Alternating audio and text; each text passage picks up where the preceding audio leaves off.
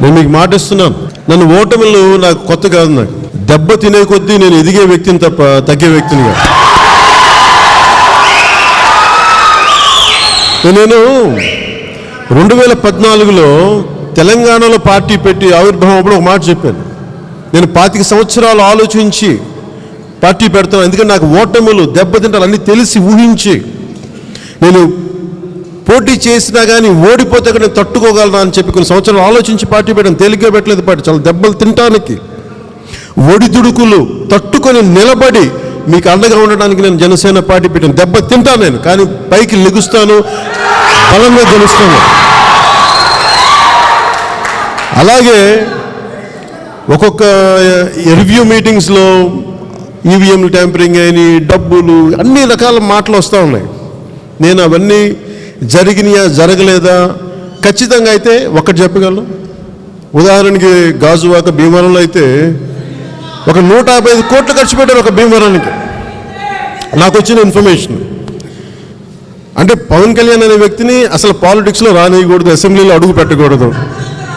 ఒకటే మాట చెప్తాను, రాహువు పట్టిన పట్టొక సెకండు అఖండమైన లోక భ్రాంత వరుసలు లేకుండా పోతాడా.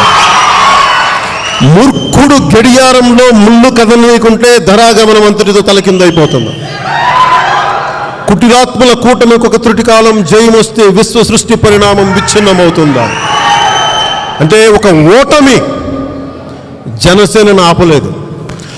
అదే గుర్తుపెట్టుకోండి, బలం తీసుకోండి రోడ్ల మీదకి వెళ్ళి. నేను చెప్పాను మొన్న, నా శవాన్ని నలుగురు మోసే వరకు నేను జనసేనను ముందుకు తీసుకెళ్తాను. కసి కావాలి మనకి, దెబ్బ తిన్నా. నేను ఒకటే చెప్తున్నాను మీకు, ఒక బలమైన నాకు ఈ రోజున ప్రభుత్వం వైసీపీకి ఇచ్చింది, ప్రజల ప్రభుత్వం, దాన్ని గౌరవిద్దాం. ఏ యుక్తులు పనినా ఏమి చేసినా ప్రజలు వాళ్ళకి అండగా నిలబడ్డారు, నేను దాన్ని గౌరవిస్తున్నాం. వాళ్ళు ఎలా చేస్తారో కూడా పరిపాలన చూద్దాం. అంటే మొన్న ఎయిర్పోర్ట్లో దిగి వచ్చేటప్పటికి 2 కిలోమీటర్ల దూరంలో ప్రజలు గ్రామ ప్రజలు అడ్డం వచ్చి నాకు ఫ్లెక్సీలు అడ్డం పెట్టుకుని వచ్చారన్న మా గ్రామంలో ఈ సమస్య ఉందని. ఎక్కడ సమస్య ఉందో, ఎక్కడ ఆకలి ఉందో, ఎక్కడ క్షోభ ఉందో, ఎక్కడ అవినీతి ఉందో అక్కడ జనసేన గుర్తు రావాలి ప్రతి ఒక్కరికి. ఒక ఓటమి, ఒక మనిషి అనేవాడు ఎప్పుడు బయటకు వస్తాడంటే గెలుపులో తెలియడేవాడు. ఎవడు మనవాడు, ఎవడు బయటవాడు మనకు తెలియదు. ఓటమి చెప్తుంది నువ్వు నా వాడివా బయటవాడివా. లక్షల మంది వచ్చారో లేదో నాకు తెలియదు, కానీ ఇప్పుడు వచ్చిన మీరు మీకు అండగా ఉంటాను. నా జీవితం రాజకీయాలే, అది మర్చిపోకండి. నేను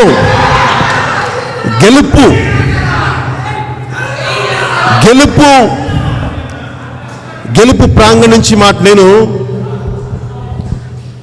అందరూ గెలిచిన తర్వాత చాలా మాట్లాడతారు, నేను ఓటమిలో నుంచి మాట్లాడుతున్నాను.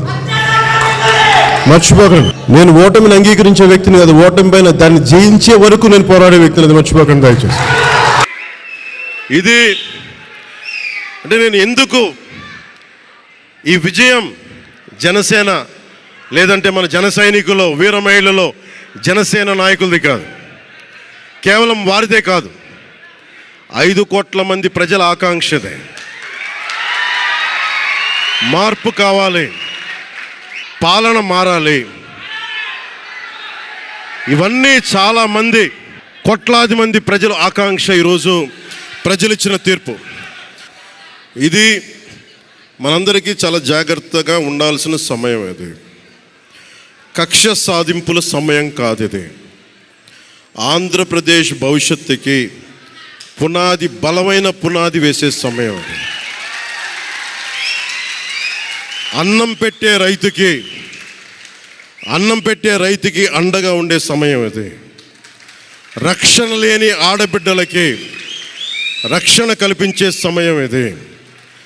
ఆడబిడ్డల్ని, మహిళల్ని వారి కాళ్ళ మీద వాళ్ళు నిలబడగలిగేలా చేసే సమయం ఇది.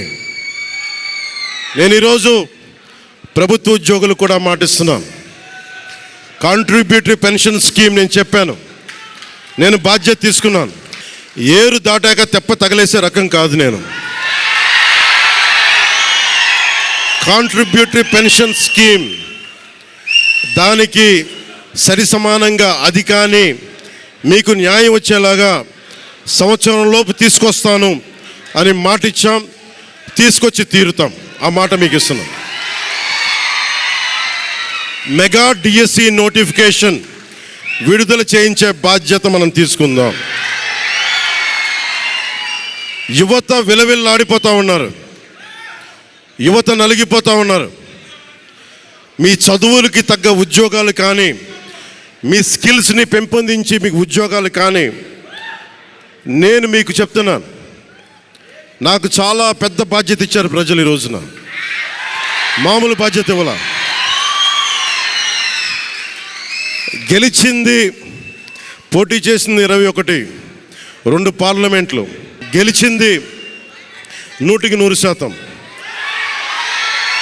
కానీ బాధ్యత ఎంత ఉందంటే 175 సీట్లు మనమే గెలిస్తే ఎంత బాధ్యత ఉందో అంత బాధ్యతతో మేము పనిచేస్తాం. యువత నలిగిపోయి నేను మర్చిపోలేదు. ఆడబిడ్డలు ఇబ్బంది పడిపోయారు, మేము మర్చిపోలే. సగటు మధ్యతరగతి మనుషులు నలిగిపోయారు. రోడ్లు వెయ్యలా, గుంతలు వేశారు, అరాచకం చేశారు. అవన్నీ శాంతి భద్రతలు చాలా చాలా బలంగా ఉంటాయి. మీకు నేను మాటిస్తున్నాను.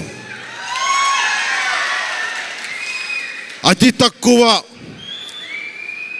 వ్యవస్థల్లో రాజకీయ ప్రమేయం చాలా తక్కువ ఉండేలాగా, అధికారుల్ని వారి పని చేసుకునేలాగా ఈ ప్రభుత్వం ఉంటుంది, కూటమి ప్రభుత్వం ఉంటుంది.